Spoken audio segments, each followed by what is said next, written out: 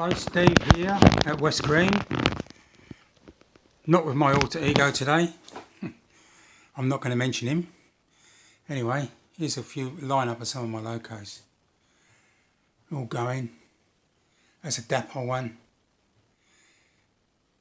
That needs pickups on it. Also, I think it needs a repaint. But anyway, that's another story. What is this video about? You may well ask. Well, I'm doing this because I see a need. I've got a Dapol. What am I talking about? Dapol 08 shunter. Anyway, I picked it up yesterday, and the windows, I must have butterfingers. The windows popped in, and I thought, oh crap, how do you get the thing apart? So basically, what this video about is how to pull the cab body off, which I've already pulled off. Bit of trial and error. Anyway, basically, I've fitted the windows back in. They just pop in, but what I've glued them in, whatever you do, don't ever use super glue, because super glue, the fumes will wreck clear plastic. I've got this stuff here called micro crystal clear. It's like a wood glue, but with some other stuff in it. You can use it for a couple of purposes. You can use it as a adhesive, but you can also, which as I did for poly, if you saw my poly loco the other day, you daub this on, and then you, like if you've got a circular window, like a spectacle plate, you put it around the outside, like if it was circular, and then you just drag it over. And anyway, it forms this membrane, which is white, but then it goes clear. And just to show you what it looks like, we'll come up here. Where's Polly?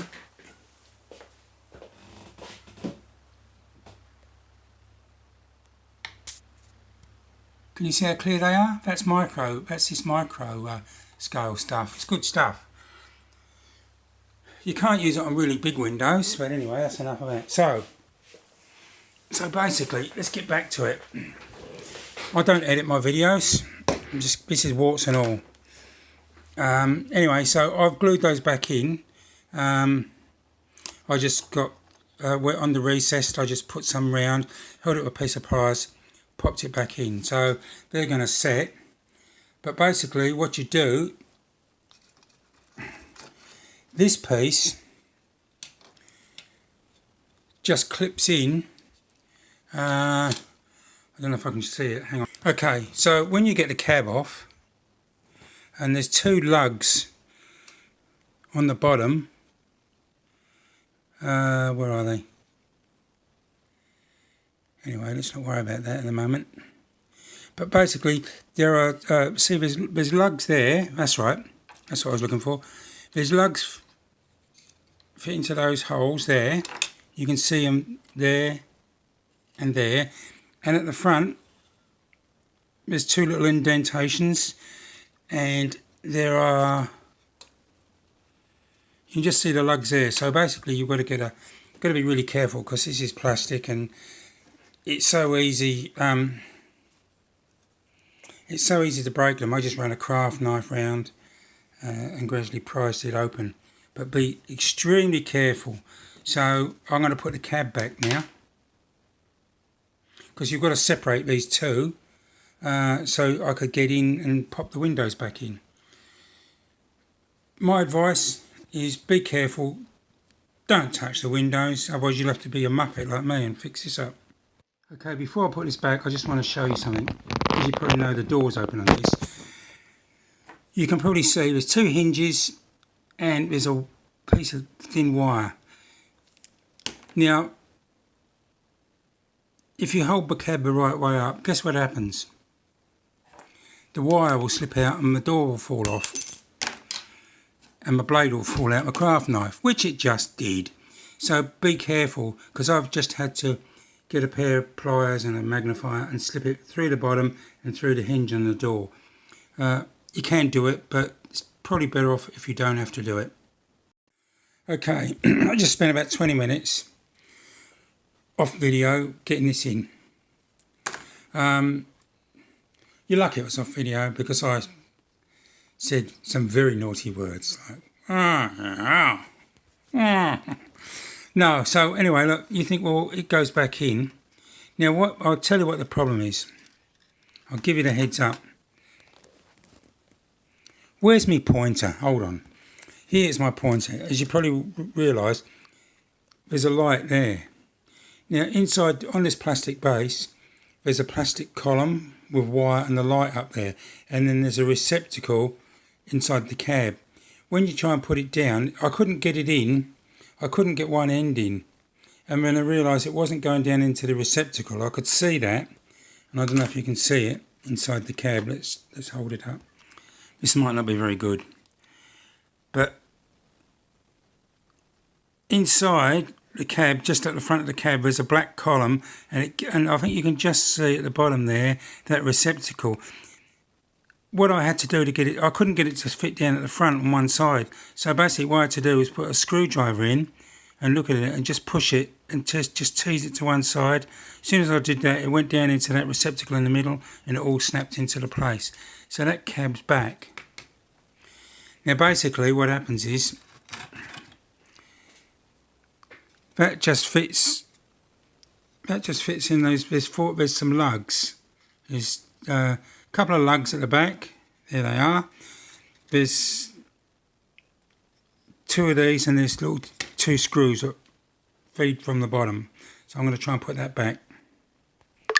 Okay, now putting it back, one thing you have to do is take the top off. That just squeezes in at the side and it comes off, because you've got to put these wires on. Normally you don't have to touch this. The only reason you touch this is because the chip socket's at the top. So there's three little cables. There's one at the front, two at the back. Two at the back, one's got 3 wires and one's got 2. They're idiot proof. Unless you're a mega idiot. Like me. Let's put it back. Now this is the first time I've had this body off, and hopefully I never ever did I say that? Ever want to touch it again. One thing you need to do is when you unscrew it, there's 2 screws, one fore and aft. Don't know what's happened to the front screw, God knows, because I haven't. Anyway, you see this pipe here? That's part of the body. If you pull it off, you've actually got to prise it out of the hole in the chassis. So there's a tip for you. I'll put that back on. At the top, you can see, let's go out. I've got to put that wire in and that back in there. So I'm going to do that now. So there you have it. Or as they say in Wales, there you have it. My Welsh accent's not too good, is it, eh? Oh well, it's all a bit of fun, isn't it, eh? Anyway, so I'd say the rule of thumb is don't pull it apart unless you really have to. To put a chip in, you just have to pull the top off. And you can put the speaker in if you're into that sort of stuff. But me. There are 3 connections, one to the front and 2 here. You can't get these wrong because one's 3-pin and one's 2-pin. Pull those out from here. Got to be so careful with these things. There's a screw there. Where is it? There's a screw down there. And then there was supposed to be a screw here. I don't know what's happened to that one. Anyway, just be careful. If someone says, "Oh, I want to pull the top off to put a screw in it," you know what I'd say? Don't. It's just. It gave me lots of, as it was, when I went to put the cab back, I put my finger in here. I was just about to put it all back, put the finger in and pop this window out. So then I had to take it all off again. So I'm an expert now and not by choice. Anyway, I hope you find it helpful and I hope it stops you from making all the messes I made. I think what you should do, I'll run it.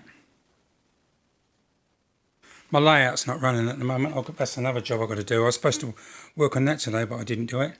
So this is 3305. It's got a DC chip. Where's it down? There you go. So let's make it run forward. Let's put the headlight on. There you go. Don't ask me about sound.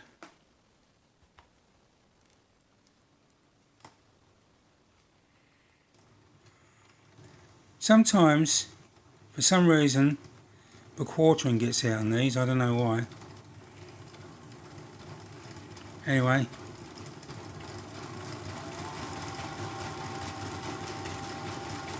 That's it. So I'll show you what else I've got. Up here is all my locos. There's a Thompson L1. That's a Meteor kit. DMR J17. A really good kit to build. I would put that up of a simple, easy kit to build. Good instructions, good components. Would I buy another one? Yeah.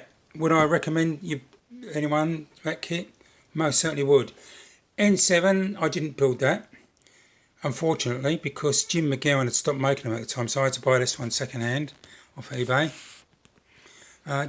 This is a Connoisseur J15. I built that. Would I recommend that kit?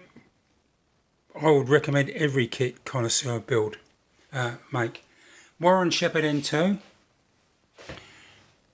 A lovely little loco, this. And I look, my driver's asleep. It fell out yet. I'll have to take the top off and glue them back in. Connoisseur J50. Great kit, really simple to build. For Connoisseur starter kit 040, I only just finished that.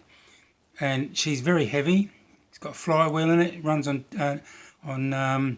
DCC. And it pulls a load of wagons. Like I pulled 24 wagons with it, you say. An Ace, which isn't quite finished. An Ace Great Northern Atlantic. I've got to put some flywheel. I've got to put some pickups on this. Would I recommend this kit? Let's move on. No, they're not good kits. Or this one isn't. J6. Now made by Gladiator, but that's a I got that from 4-Track. Dapol pannier, which I weathered. I wanted to also show water coming down off one side, like as if it's been watered, so I've done that. Martin Finney A4, which is my next project. So if you're interested in that, subscribe to my channel, because I'm building this. I've already got 5 parts done, and I'm just working on this now. So yeah, subscribe. Thank you. Anyway, thanks for watching. I hope you find this helpful.